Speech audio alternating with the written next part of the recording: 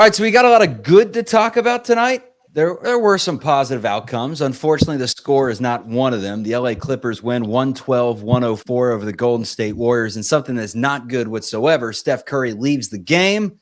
Is just a rolled ankle, so we'll see if anything more comes from that. But the good, Andrew Wiggins, Kevon Looney. Thought Gary Payton had some moments. Let's break down the game that was. Warriors fall to 2-1 in their home opener.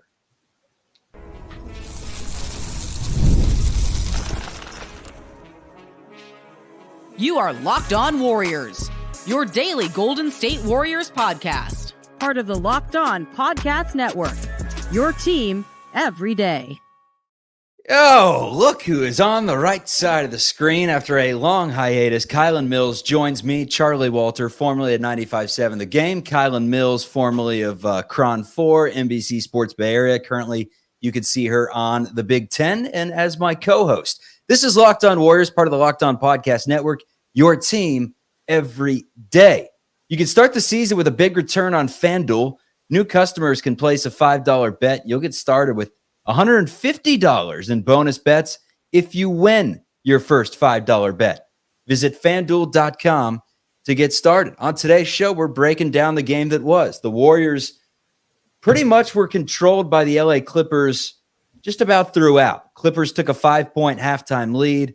Warriors got it down to 3, it went up to 7 entering the fourth quarter. And then Steph Curry goes out in the fourth quarter with a rolled ankle. They're down 13 points with, I think, 7 or 8 minutes left, Kylan. And Warriors didn't say quit. They gave it a really good fight, led by Andrew Wiggins, who led the way with 29 points in the game.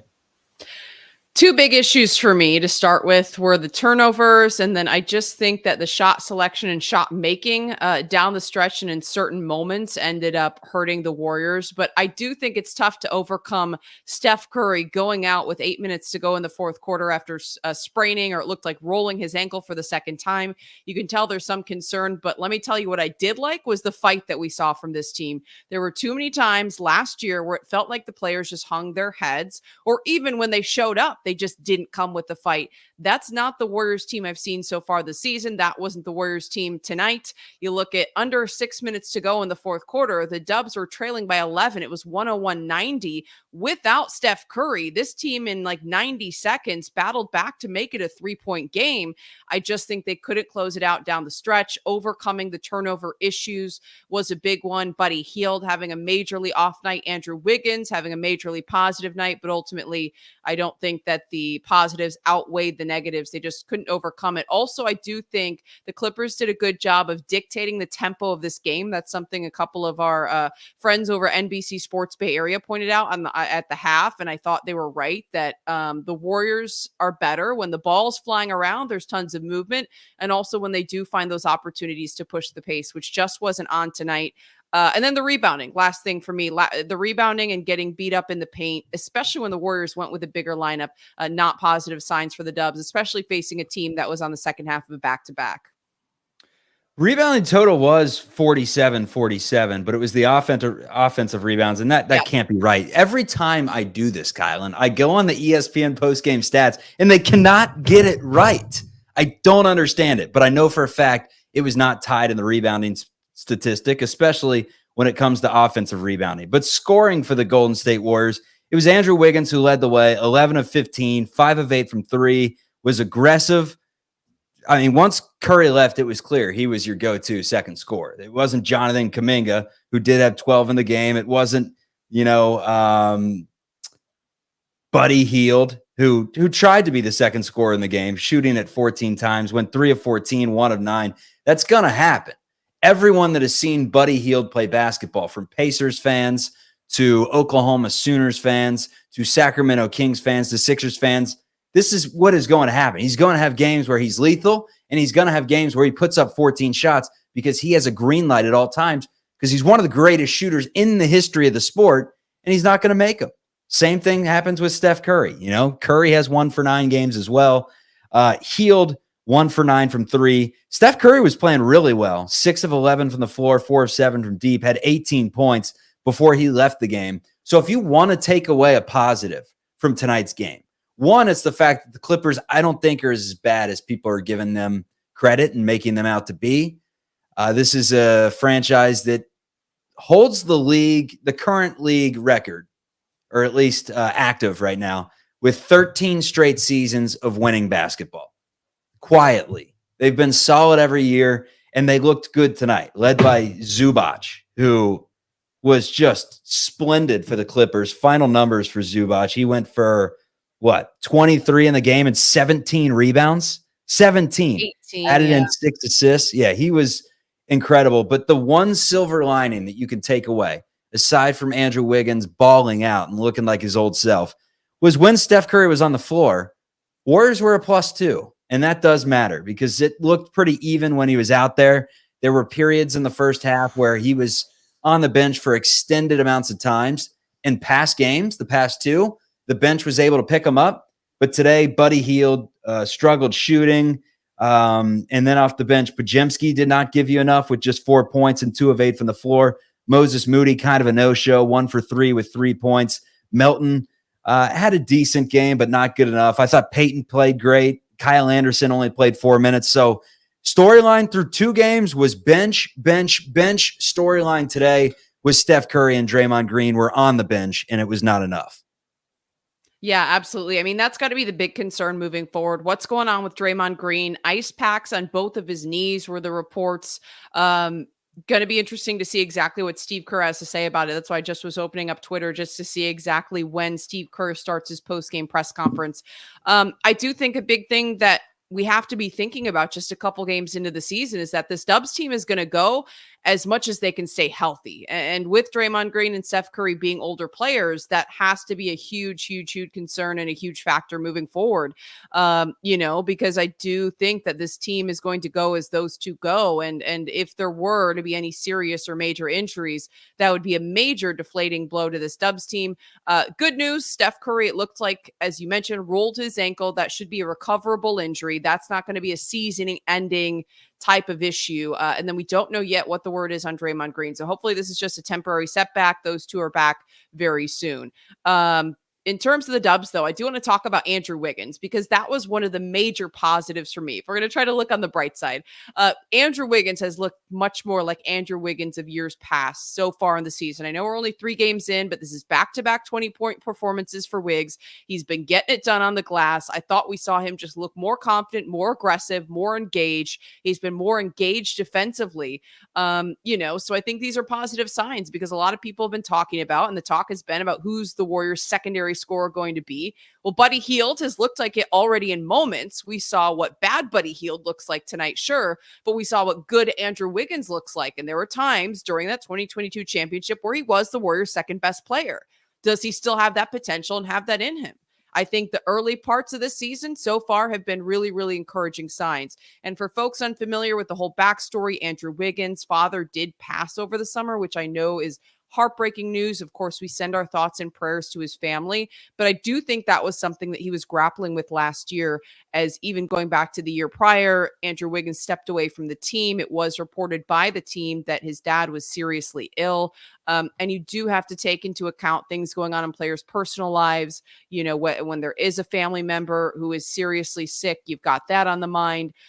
So while it is absolutely devastating that his dad passes, that may be something, though, that now at least you're not worrying about that person being sick. And we've all had family members where it's like you're so concerned about, what the latest is. You don't want to, miss any moments, where now maybe he is able to focus more on basketball. I think I'm optimistic about Andrew Wiggins moving forward. Yeah. I mean, Wiggins, he looks sensational out there. I mean, he's hustling hard, active, so long, so athletic, took it to the rack a few times today and finished. And he's at his best when he's driving, for sure.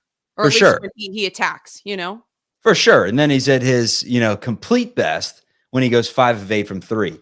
Jonathan Kuminga, he was kind of a tale of two halves. I thought he started off great, soared in for a tip slam, was active around the rim, had one play I put in my phone where I think he tipped it up to himself early. It was an unreal sequence. So he goes up, grabs an unreal rebound, then finds Wiggins, who knocks down a 3. And that's how you do it if you're Jonathan Kuminga. You attack the glass first, you attack the rim, you use your downhill strengths and that ability that you have to kind of open up the rest of your game. The issue is what is the rest of his game? Goes 1 of 6 from 3-point range in the game. Free throws are, somewhat of a concern. You lose by 8 points. They go 14 of 22 from the line, which is 63%. Kuminga just 3 of 6 from the game, from the charity stripe. Did have 5 rebounds and 3 steals and was an even in the plus-minus statistic in his 22 minutes of play. But that's what we're going to discuss. Jonathan Kuminga, Moses Moody, some of the younger players that need to step up in Steph Curry's absence. How long will that be? If we get anything reported from Slater or anyone in the postgame presser, we will give it to you live. But for now, Locked On Warriors will roll on as we continue to recap the Warriors' first loss of the season. It's coming up after this. Hey, NFL fans, you can start the season with a big return on FanDuel. It is America's #1 sportsbook. So if you get a hunch in the middle of the game, you feel like you know what is going to happen, the next play, the amount of points in a quarter, who's scoring out of the inbounds play, whatever it may be, you can look at that.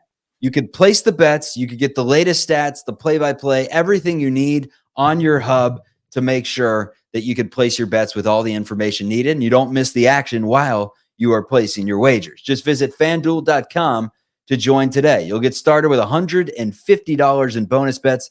That's if you win your first $5 bet, and you can do that on FanDuel.com. The spread today, for the first time this season, the Golden State Warriors do not cover, was not even close. Vegas can keep some of their points for the Clippers because Golden State was minus 9.5, and the Clippers covered that spread by about 17, winning by 8. If you want to place a wager on the next game against the Pelicans, do it on FanDuel.com.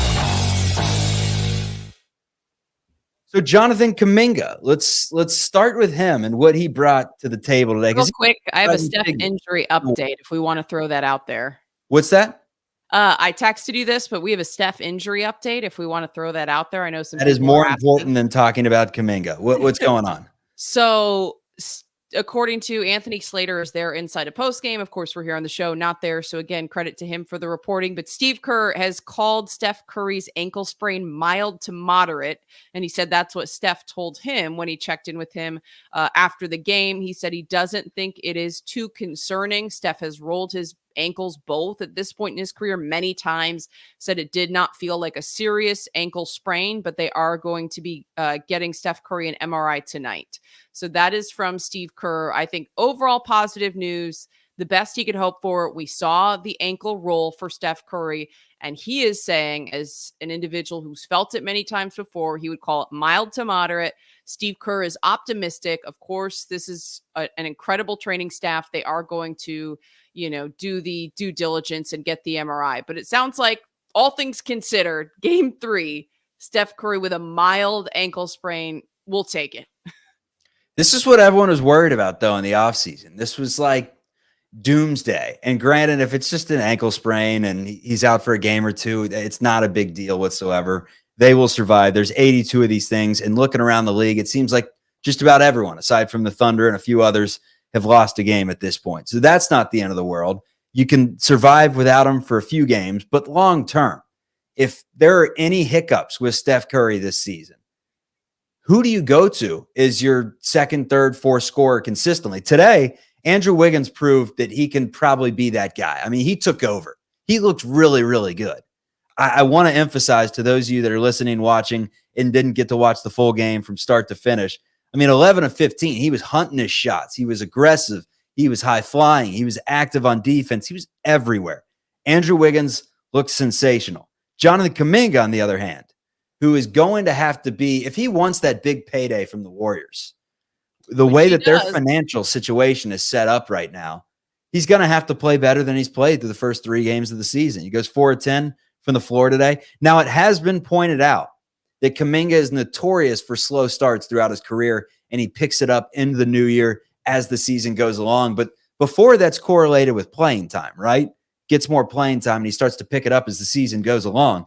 He played 22 minutes today. He had his opportunities, had some three-pointers that really could have changed the course of the game. Him and I think Melton had one late that he airballed. But Kuminga 1 of 6 from deep. If he's going to be that dude for Golden State. At any point in his career, he's going to have to start hitting some threes consistently. That's why he looks so good in the preseason. He was hitting them 50%. Yeah, I think that's the big question mark. Can Jonathan Kuminga develop the three ball? Because if the Warriors want to continue rolling out this kind of lineup and they want to go bigger, which fans have been asking for, I've been asking for, it didn't pay dividends tonight because the Warriors still got absolutely beat up inside the paint. But if they want to go with Trace Jackson Davis at the 5, Draymond Green at the 4, and then you throw in Jonathan Kuminga and Andrew Wiggins again to go bigger, then Jonathan Kuminga has to be able to hit the outside shots, which he just cannot consistently do. He's not a bad outside shooter, though. I think career he's over 30%, maybe 33%, but still it's not good enough to put him in those positions. And as you pointed out, he had some threes that weren't necessarily, I don't think, bad shot selection, but he just didn't hit them. So that's an area of his game that has to grow. But to me, if the Warriors don't have Steph Curry, this is going to have to be a group that does it by committee. There still, to me, is not a consistent secondary score. I think we saw, right? Buddy Hield can be that in flashes and moments, but as you pointed out, a lot of times with 3-point shooters or guys who are throwing up a ton of shots, they're going to be off nights. They're going to be nights where he's cold. I don't think that Buddy Hield is going to be putting up 25 consistently like we've seen again in moments here in the early going. That just can't be expected night after night. I do think he's the real deal, though. I love that addition this roster. I think he's been great despite the fact that he did have an off night tonight. 1 for 9 from 3-point land for Buddy Hield. When he's off, he is very off, but then someone else has to step up. And I think that's the point, is what we saw early on is in the first couple games is the depth this Warriors team has. There are other guys who can hit shots, but someone has to step up. If Steph Curry goes down, if Buddy Hield's having an off night, you got Andrew Wiggins stepping up, but who else?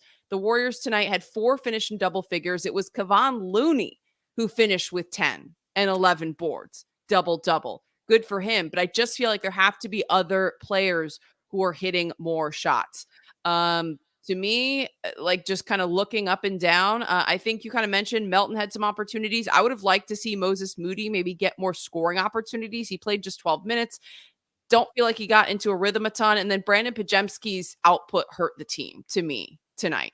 0 for 5 from 3-point land. Pajemski, just 4 points, 5 boards, 4 assists, who's still doing some of the other aspects of the game or putting his mark on the score sheet in other ways besides just putting up points. But 0 for 5, 2 of 8 from the floor. And then he did have a couple of untimely turnovers, a couple of fouls. He was -2 in the plus-minus category, which wasn't the worst of anyone on the team, but I did feel like there were moments where Pods didn't make the right decisions, and it ended up affecting the secondary or the second unit, rather.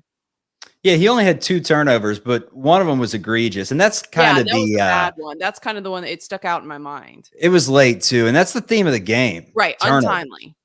21 of them for the Golden State Warriors, and they weren't just bad. I mean, they weren't just your standard turnovers. They were bad. I mean, horrible cross-court passes in the first half.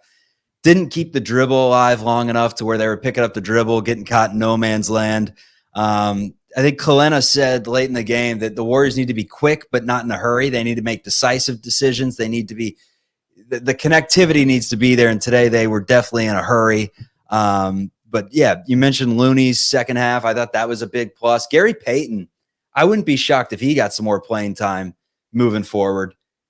I mean, just 2 of 5 in the game, but he really affected some plays in the first half there where he was getting up on the glass. He was finding a way to just kind of find some space behind the defense and get open for a few layups. He had 6 points, but did most of his damage in a spurt in the first half when he was mainly playing. I would have liked to have seen Lindy Waters play a little bit today. He's been an absolute microwave this entire, I mean, every time he's gotten a chance for the Golden State Warriors, he has been incredible for 4 or 5 minute stretches. Yes, it's against the second and third stringers, but during a game like today where Buddy Hield's 3 of 14, you kind of knew, although I will say he got off to a horrific 0 for 4 start. Then he sparked the Warriors comeback, which is what he can do. Knocks down a 4-point play, a nice step back floater.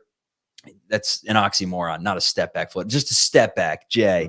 And he looked good for a few minutes. Then he started missing shots again. I would have loved to have seen the Warriors turn to Lindy Waters, but the fact that they didn't with no Steph Curry and Draymond Green makes me believe that he's probably not going to get his opportunities in the rotation. And he's kind of, like Kolsky said the last show, him and Gee are kind of the human victory cigars. When they're out there, you know that it's like the walk-ons in college basketball. But I would have loved to have seen him get a chance.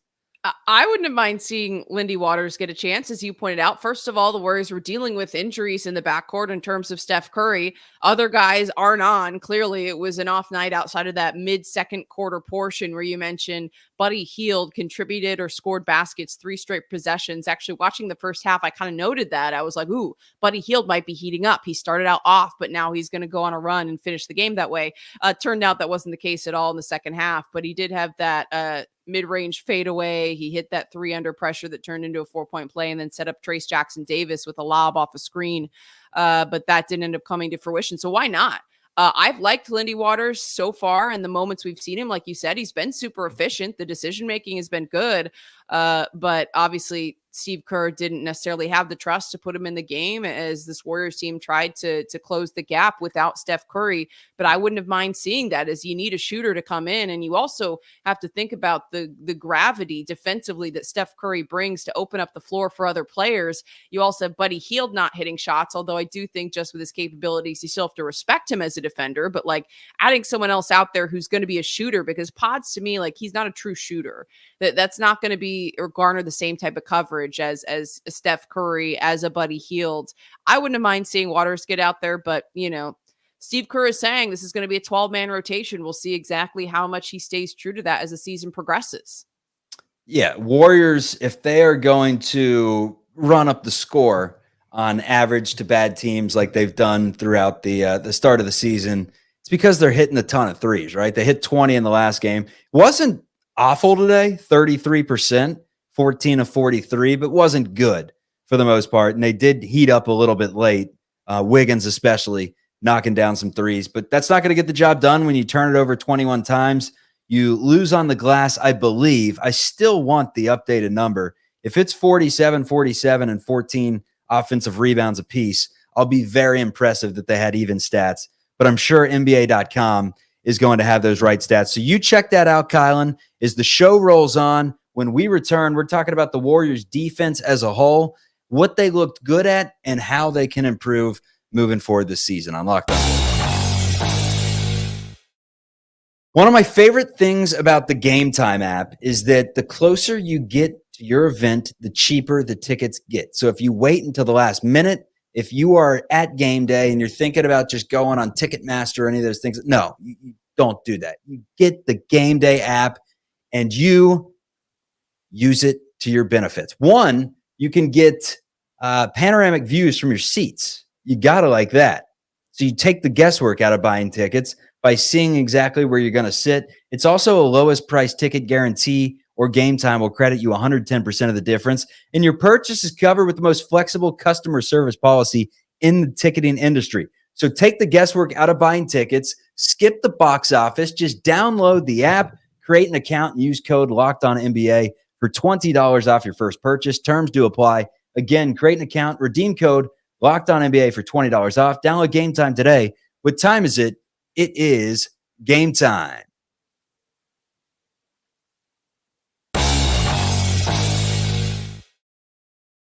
All right, do we have an update from NBA.com on the rebounding total? Were you able to look that up? I'm getting 48-47 Clippers just by one board. Okay, so ESPN they still didn't do their job. They were off by one. They're off by one, yeah. That's closer than it felt, Kylan. It did feel like the Clippers kind of dominated on the boards, but what'd you think defensively of how the Warriors did today? I thought Podziemski, for as irrelevant as he was offensively for most of the game, I think he's pretty good at on-ball defense. Did a really good job on Harden. The entire team did a good job on Harden, who went, what did he go? Like 3 of 17 from the floor, 6 of 19. So he shot at under 33%.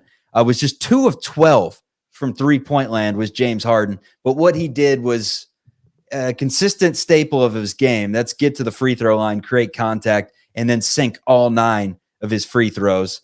The Clippers are 18 of 23, better than the Warriors, 78% from the line in the game. I thought Powell killed the Warriors.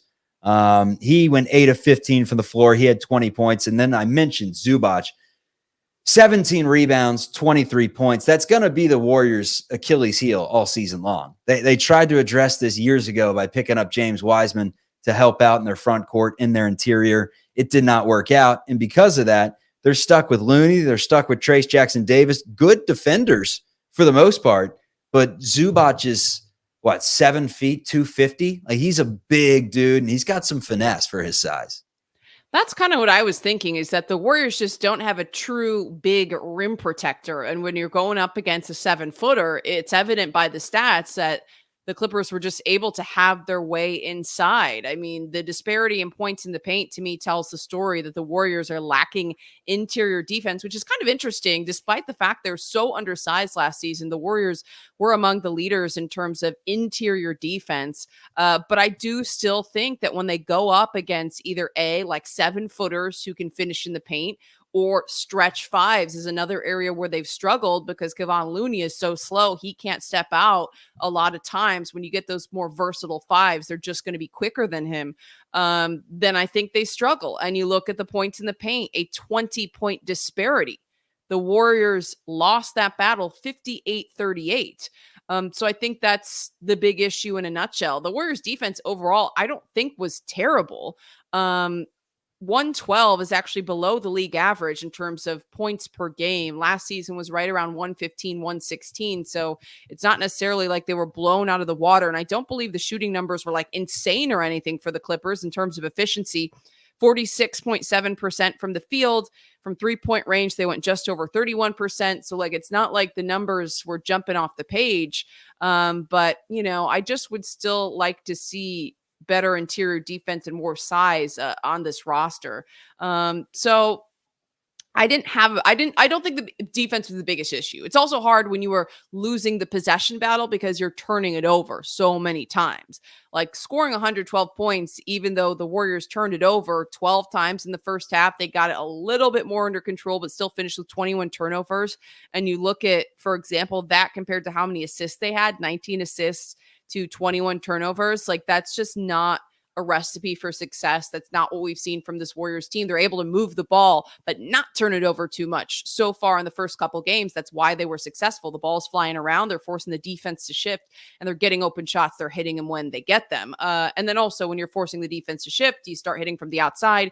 You start to open up the inside. I mean, you can go outside in or inside out, but at the end of the day, the Warriors weren't getting anything inside today. And then they also missed some key shots and turned the ball over. That's not going to be a recipe for success for this Dubs team based on the way it's built.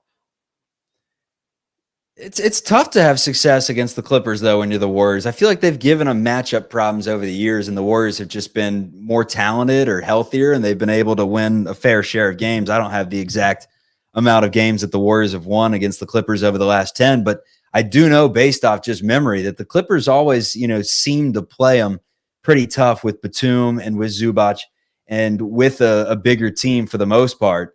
I thought the Warriors' perimeter defense was pretty good. They were forcing the Clippers up into some tough shots, and that's mainly the defense they played on James Harden. But yeah, in the interior, Clippers really able to do whatever they wanted, self-inflicting wounds for the Warriors, just dumb turnovers, many of them from one of the greatest players in basketball history, Steph Curry. I mean, he doesn't get a free pass from this before he went out. He had turnovers. They can afford a ton of turnovers if they're hitting a ton of threes. Had late, and then just missed opportunities. I think Warriors had a chance to take the lead or tie it up with maybe 2 or 3 minutes to go. Melton just airballed a wide open three. Pods had a chance late, and stepped on the sideline, and Warriors just didn't play good enough basketball. Situational basketball. You're cutting out a little bit. Can you hear me? What's that? I just said you're cutting out a little bit. Damn Spectrum. Yeah. Xfinity. I just was going to say that, yes, the Warriors are always the Warriors are a turnover prone team. Someone pointed out in the chat, they also turn the ball over the first couple games. Yes, but they can only afford to it's a fine line. You can only afford to turn the ball over so much when you're hitting a ton of threes, when you're super effective and efficient from 3-point land, when you're moving the ball, and when you're hitting shots. Then you have a little bit more leeway. And that's something like a line that they've always towed, even during the championship run, going back the last decade with Steph Curry and Klay Thompson, the Splash Brothers. When you're playing a higher paced offense, when you're moving the ball more, you're going to be more turnover prone, which is how the Warriors have played. That's how Steph Curry changed the game, by spreading the floor. And also, like I said, they like to push the pace, but at the end of the day, you can only overcome that so much. And when you're shooting okay from 3-point land, you're turning the ball over. And as you point out, bad turnovers, I think, as well, that are leading to points off turnovers, live ball turnovers, those types of things. That's where it can come back to bite you. So I just think it's a line they always toe based on the style of basketball they play, but they have to be able to overcome it with great defense, with a ton of shots, getting out in transition, getting easy bunnies for themselves. And it's just like, if they don't toe that right line, then the turnovers are going to stack up and they're going to lead to losses. Yeah. You're not going to win many games when you lose your best player early in the fourth quarter and already have dug yourself into a hole. Could they have won this game if Steph Curry was in there the entire time? We'll never know. What we do know is the Warriors have 79 more of these things. No need to fret over one game. PTO, everyone. It's not paid time off. It's positive thoughts only. No cynicism. That's the right word, right? No cynics. No cynics, no critics. I don't know what direction you were going with that, but yeah, for sure. I mean, listen, we got to give the objective, fair criticism when needed of the team. And this, obviously, it wasn't a good game. You know, I do appreciate the Warriors' fight towards the end, making it a 3-point game with Steph Curry hurt. I do think that was a really positive sign for me compared to the team last year, which just lacked hustle, lacked heart, and lacked intensity. And I will say I didn't see that as the Warriors, like I said, battled back from an 11-point deficit to a 3-point deficit in about 90 seconds in the final 5 minutes of the game. They were still there. They were still fighting. Like 3 points with 3:40, I think it was 3:45 to go. Like that to me means you have an opportunity to win, and they just couldn't close it out. Yeah, I mean, look, what they were missing late in the game was bucket getters, right? I mean, Wiggins was getting his baskets. Looney was your number 2 scorer at the end of the game. I mean, you could not rely. There was one play there, Kuminga, late in the game, got the ball on the block, and I'm like, all right, let's see what Kuminga does here. Let's see if he can be that bucket getter late in the game, back down as defender, little step back jumper, rolled around the rim, but that's a shot that, you know, Kuminga needs to make that. You can't knock the guy for missing it once, whatever it may be. But when you go 4 of 10 and struggle really after the first quarter, after that really good start, you start to wonder, you know, like, is he that guy that you can give the ball to and get that bucket late? You know, Steph Curry is that guy. He wasn't in there late. So with the way the Warriors were playing and not turning it over in the fourth quarter, because they had 19 turnovers through 3 quarters, then they only had 1 in the fourth quarter until I think Pajimski stepped on the line late, and they may have had a couple. Yeah. But only had that 1. So they had kind of figured it out from every perspective in the fourth quarter, except for one thing. That was putting the ball in the basket consistently from the 3-point line. And that's where Steph Curry would have helped just from the gravity alone, even if he was not taking the shots. So, yeah, we're trying to take away as many positives from this game as possible. The negative is the Warriors will not go 82-0. They dropped to 2-1 on the season. Games from around the league tonight. Philadelphia takes down Indiana in overtime, 118-114. Philly wins their first game of the season. The Brooklyn Nets taking down the Milwaukee Bucks, 115-102. Portland, who got stomped by the Warriors, stomps the New Orleans Pelicans, 125-103. And the Oklahoma City Thunder improved to 3-0. Juggernauts right now. They're really good. The Warriors are going to get a little measuring stick game in about a week. 128-104. Oklahoma City crushes Trae Young and the Atlanta Hawks. So the Warriors week, they'll get the New Orleans Pelicans on Tuesday, and then they will get them on Wednesday as well. A little back-to-back before they take a few days off and resume things on Sunday. So Kylan Mills, any final words from this game tonight? A 8-point loss for the Golden State Warriors. Some people are commenting in the chat just about JK. I think he looked disconnected. He didn't look all there. It was a very off game from Jonathan Kuminga. I hope this is an outlier and not the norm. Jonathan Kuminga, as you mentioned, wants to get paid. This organization really stuck to their guns and keeping him around versus opting to make him available in a trade. And I feel like that was overall supported by the fan base when you look at the possibility of bringing in a Lauri Markkanen. I saw a lot of people who said anybody but JK, anybody but JK. Well, guess what? Now he needs to prove it. He needs to earn that money that he wants and step up. And I just don't think he looked engaged tonight. So that was definitely a disappointing aspect. I'm with most of the folks in the chat. But you pointed out, Chuck, maybe he's starting the season slow. It'll take him a little bit to work back in. But I would love to see him be a legitimate secondary option this season. And that's what a lot of folks are hoping. He'd make the big leap. It is yet to be seen, but there's still a lot of basketball left to be played. So I'm going to choose to be optimistic. But, we'll see what happens down the stretch. Again, I'm trying to take away the positives. I think the team showed fight. I think there's promise. I think there's depth. Let's just see what happens. You can't get too high or too low.